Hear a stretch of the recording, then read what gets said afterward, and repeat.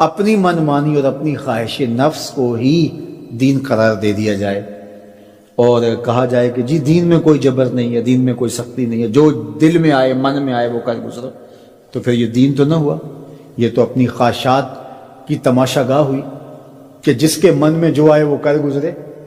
یہ تو چھوٹا سا گھر ہو 3 مرلے کا 2 مرلے کا، جھونپڑی ہو، ان جھونپڑیوں کے بھی اصول ہوتے ہیں، ان کے بھی ضابطے ہوتے ہیں۔ یہ 3 مرلے کے 5 مرلے کے سکول بنے ہیں، ان کے بھی ضابطے، ان کے بھی قوانین ہوتے ہیں۔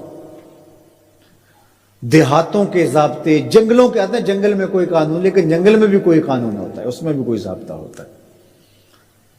تو کیا اسلام کوئی لاوارث دین ہے کہ ہر بندہ اپنی خواہش کے مطابق منہ اٹھائے اور جو اس کا جی چاہے وہ کر گزرے، اور کوئی اسے پوچھنے والا نہ ہو، اس پر کوئی قدغن لگانے والا نہ ہو، اس پر کوئی پابندی لگانے والا نہ ہو؟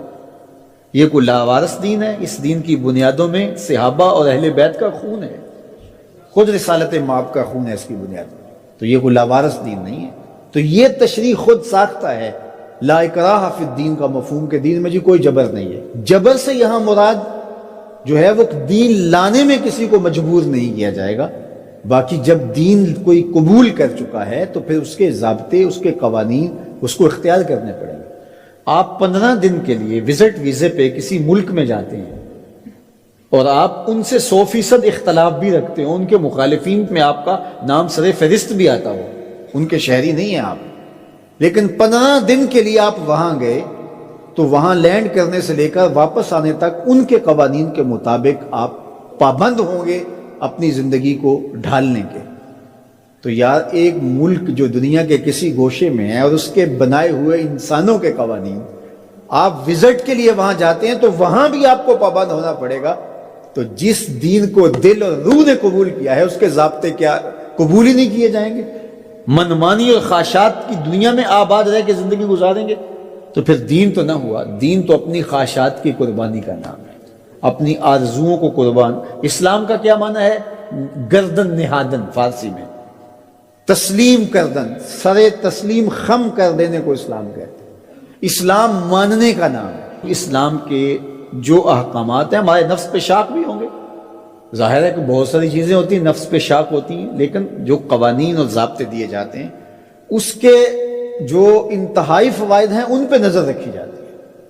آپ بچے چھوڑنے جا رہے ہیں اسکول میں اور آپ نے دفتر فیکٹری کہیں پہنچنا بھی ہے تو وہاں آپ کو 60 سیکنڈ کے لیے اشارے پہ رکنا پڑا تو آپ بڑے بے چین ہیں کہ پہلے ہی تاخیر ہو گئی، اب واپس میں نے آنا بھی ہے اور فیکٹری بھی جانا ہے اور بچے کو بھی اسکول پہ وقت چھوڑنا ہے اور مجھے یہاں 1 منٹ تک رکنا پڑے گا، لیکن آپ کو رکنا پڑے گا، آپ پابند ہیں رکنے کے۔ جنہوں نے یہ قانون و ضابطہ بنایا ہے وہ جانتے ہیں اگر ایسا نہ کیا جائے تو پھر یہ ٹکراؤ ہو، یہ تو اب 1 منٹ تاخیر سے پہنچیں گے، پھر یہ پہنچ نہیں پائیں گے، یہ یہاں سیدھا ہاسپٹل پہنچیں گے۔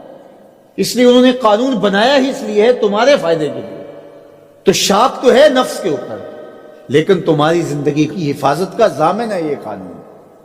تو اسلام کے قوانین اگر سخت بھی تمہیں دکھائی دیں لیکن تمہاری دنیا کی بہتری اور آخرت کی بہتری کے ضامن ہے اسلام کے قوانین اور ضابطے۔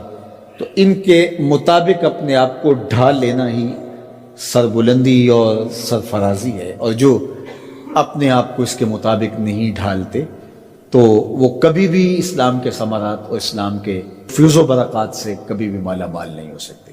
تو ایک پہلو یہ ذہن میں رکھیے گا کہ اس کا یہ مفہوم کہ دین میں سختی نہیں ہے۔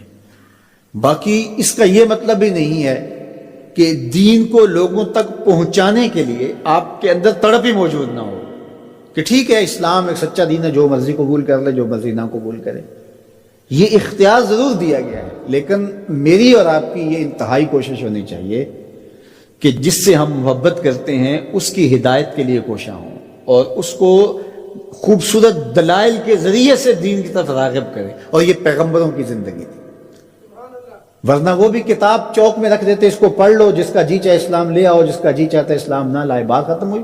یا ایک مرتبہ کسی مجمع میں اعلان کر دیتے کافی، لیکن ایسا نہیں ہوتا، انہوں نے اپنی زندگیاں لگا دی، لوگوں کے سخت رویوں کے باوجود اپنی زندگیاں لگا دی۔ تو ہماری تو یہ عرض ہونی چاہیے پوری کائنات گیت ہی حضور کے گائے، ہماری یہ تمنا ہونی چاہیے، ہماری یہ عرض ہونی چاہیے۔ تو میں تو خطبہ سے اپنے یہاں پڑھنے پڑھانے والے سب کو کہتا ہوں کہ اپنی دعوت کا جو پیرایا ہے اس کو ذرا وسیع کرو. آپ اس انداز سے دین کی بات کرو کہ تمہاری بات دنیا کے تمام طبقات کو قابل قبول ہو. اور انشاءاللہ وہ وقت آئے گا, صحیح حدیث میں لکھا ہے, طے شدہ امر ہے کہ ایک وقت آئے گا کہ پوری دنیا کے اوپر جھنڈا صرف میرے حضور کا ہوگا. پوری دنیا کے اوپر ہم نہ دیکھ سکے تو ہماری نسلیں ضرور دیکھیں گی انشاءاللہ. اور وہ وقت آ کے رہے گا اور وہ شانیں ظہور پذیر ہوں گی اور گلی گلی حضور کے نام کا چراغاں ہوگا اور حضور کی عظمتوں کے پھریرے لہرا